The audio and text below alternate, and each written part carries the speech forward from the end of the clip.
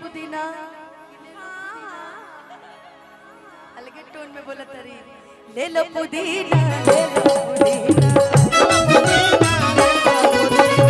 ले लो पुदीना गोरी हंसी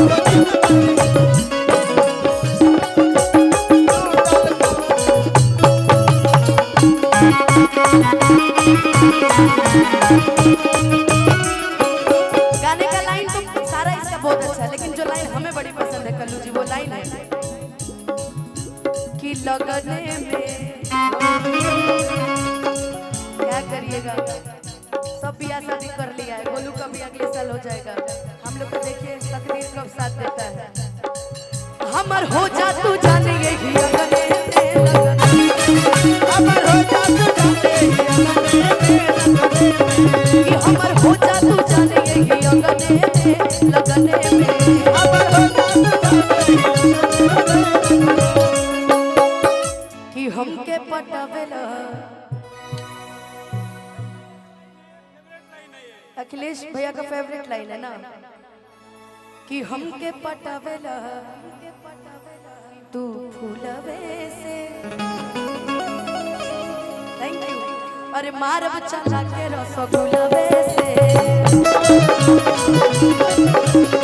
मार बच्चा लाके आगे आगे आंसू खइए पीछे पीछे आंसू खइए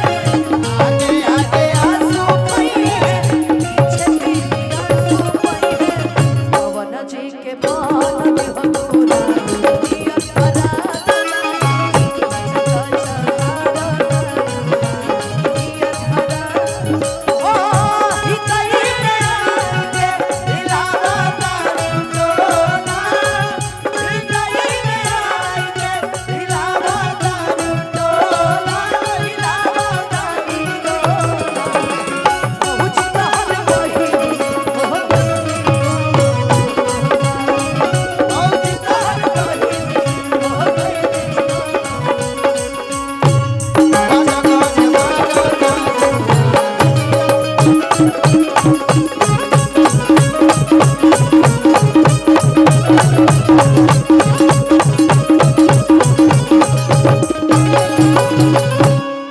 चलत चलत एगो गीत